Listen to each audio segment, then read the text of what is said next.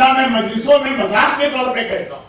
وہ افطار کی کھجور اور زیارت وارثہ ان دو کے لیے تو بالکل صحیح جملہ۔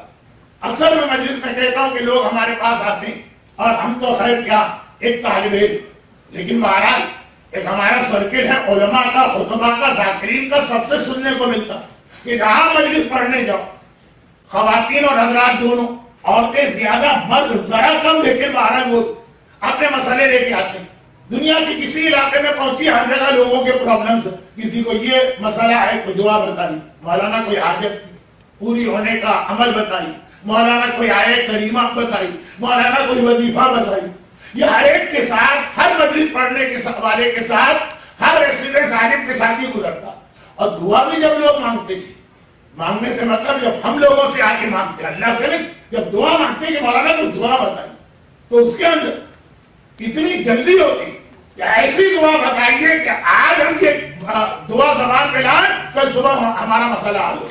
بالکل جادو منتر کی طرح کی دعا، جس پر میں اکثر ایک جملہ کہتا ہوں کہ لوگ دعا اس طرح مانگتے ہیں جیسے اتنے جلدی اثر ہو کہ جتنے جلدی اثر تو خالی پستول کی گولی کرتی ہے، وہ بھی اگر صحیح نشانے پہ لگائی ہے، ہمارے نشانہ باز میں ادھر ادھر مار دیا تو مرے گا بھی نہیں، سامنے والا تکلیف بھی بڑھ جائے گی۔ تو اس طرح سے دعا نہیں ہوتی کہ آپ نے پوٹیشیم سائنائڈ کا زہر کھایا اور 1 سیکنڈ کے اندر مر گئے، یا گولی سیدھی آپ کے دل اور دماغ میں لگی اور آپ مر گئے، دعا نہیں لے۔ یہ دو دعائیں ایسی جن کے بارے میں اطمینان کے ساتھ کہہ سکتا ہوں کہ شاید جو پبلک کی ڈیمانڈ ہے وہی دو موقعوں میں اسی طرح پوری۔ زیارت وارثہ کے بعد سوچ سمجھ کے دعا کریں، روٹین والی دعا نہیں جس میں آمین آمین کہتے ہیں، آپ کو یہ بھی نہیں پتا کہ کہنے والے نے ابھی کہا کیا جس پہ میں آمین کہہ رہا ہوں۔ وہ علی واقعا دل کی گہرائی کے ساتھ ہر زیارت وارثہ کے بعد ایک دعا۔ آج بھی انشاءاللہ زیارت وارثہ ہوگی، جس کی وجہ سے میں اپنا بیان مختصر کیے دے رہا ہوں۔ اور افطار، اس موقع کی دعا اتنے ہی جلدی قبول ہوا کرتی ہے، وہ لفظ تو میں نہیں کہوں گا جو مفاتیح الجنان ایک دعا کے آگے لکھا ہوا، اگر کہ وہ ثابت نہیں ہے لیکن لکھا ہوا کہ راوی نے کہا یہ دعا پڑھو اور اگر فوراً پوری نہ ہو تو میرے اوپر لعنت کرنا۔ میں یہ تو نہیں کہوں گا کہ آپ میرے اوپر لعنت کریں، بہت سارے لوگ اس کے بغیر ہی لعنت کرتے ہیں صبح و شام، لیکن یہ دو دعا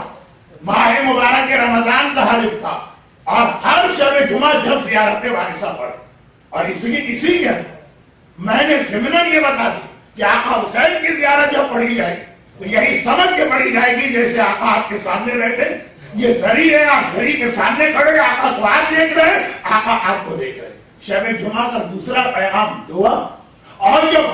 ایوری شب جمعہ زیارت وارثہ پڑھتے ہی ہیں تو اسی کے ساتھ دعا ملائیے اور دیکھیے۔ برحمتك يا أرحم الراحمين وصلى الله على محمد